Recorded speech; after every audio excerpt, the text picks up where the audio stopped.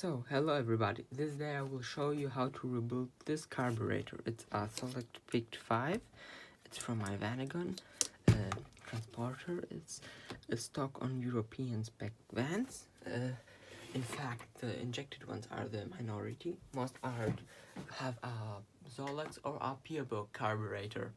So, this is actually, in first look, you can see that it's kind of corroded, but look at this. This was a brand new carburetor when the van got abandoned. So, first of all, you want to have a nice screwdriver sentiment.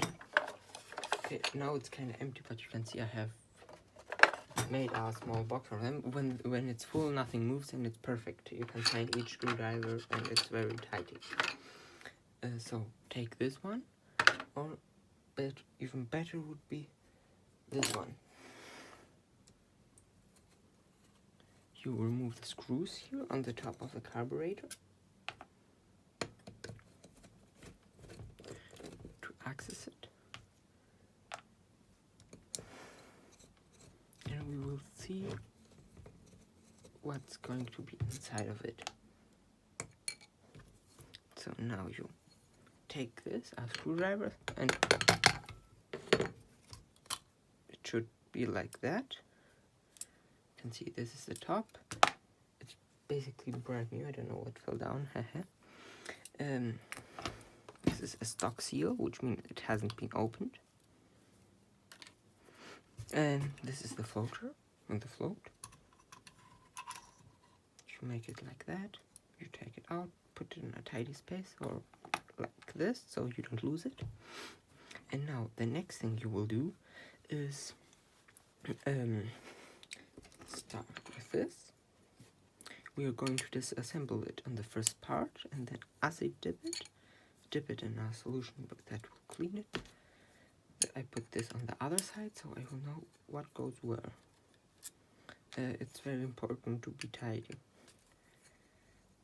and clean. This is a workbench. This is why it's kind of discolored, or it has some discoloration going on. So you do it like that. Remove this. Then you loosen up the screws here. For some reason they are already loose. Take another screwdriver, a little bit smaller one.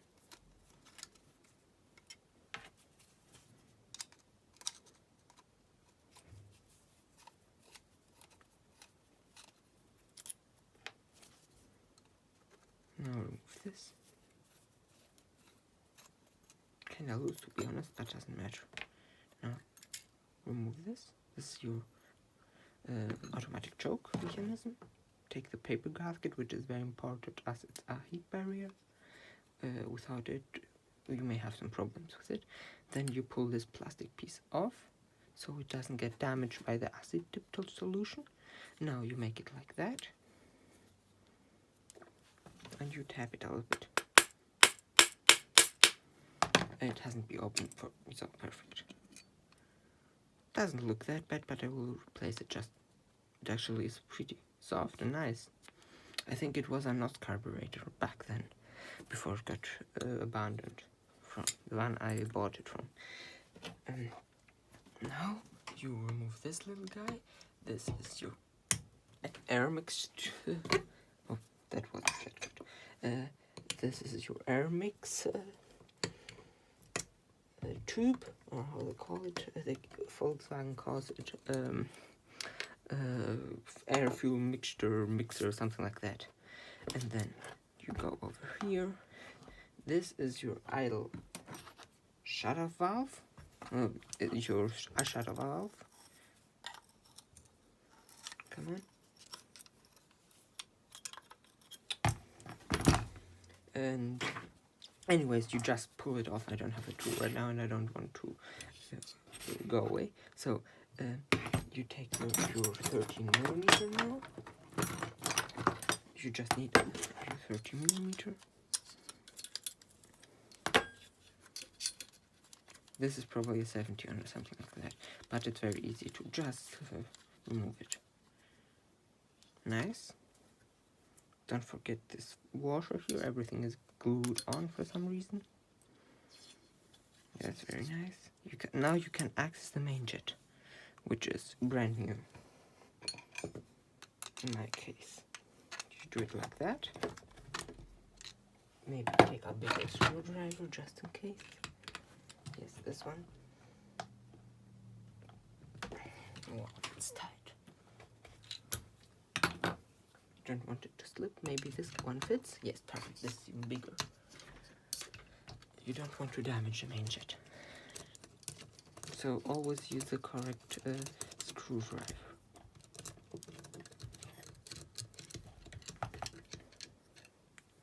Now you make.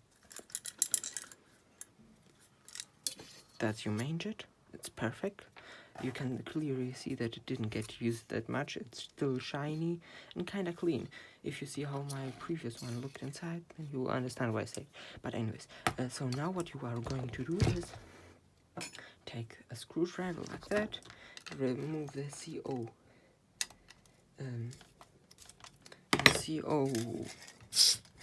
Just so the O-ring doesn't get damaged, but I will replace it if I find one. I think I bought Solex, but we will see. I just try to save it because it's original. Probably better than any of the aftermarket stuff that's available here. I have, but yes, I will replace it. So I bought multiple kits, and they all fail after a few months or so, and it's pretty annoying because I don't choose the cheapest kits, of course. And now this is your mixer screw.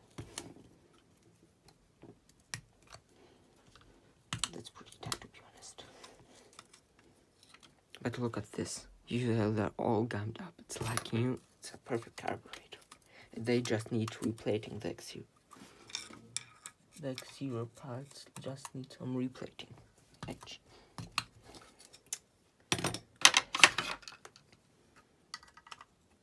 Better. The other was a little bit too thick. Try to make it so you can see it. I don't know if you can see it though. I mean, I have to concentrate on the carburetor. So, like that. This is your mixer screw.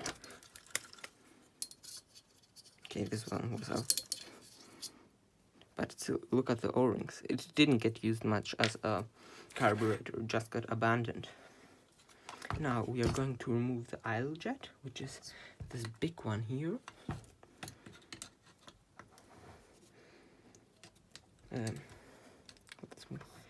I've already removed the accelerator pump because I need our spare one, our replacement. It didn't look bad, but I want to replace it. And now this is the membrane. You will also remove it, so it doesn't get damaged by the fluid, cleaning fluid. And you also remove this, but it's very easy. Just notice how it was. But it depends on how you clean. If you use carburetor cleaner, you probably won't need to make it like that. No, so now you will clean and remove the additional fuel jet. It doesn't fit, so even smaller one. Maybe this one, or is it? No, that's too small. This is why you need a lot of screwdrivers. This is the perfect one. Perfect. Yes, perfect. The previous one was seized on the other carb, and I need a replacement. We'll probably have to get it machined because they only sell the ones from the Golfs, not from the Vanguards, because it's a very rare carburetor to have. Now this has been removed. It's basically ready to clean. We're going to remove this unit, and it should be ready. So remove this screw right here. The one side is pretty oxidized, but not the body, only the additional part, so I don't really mind. Then you also remove this little guy.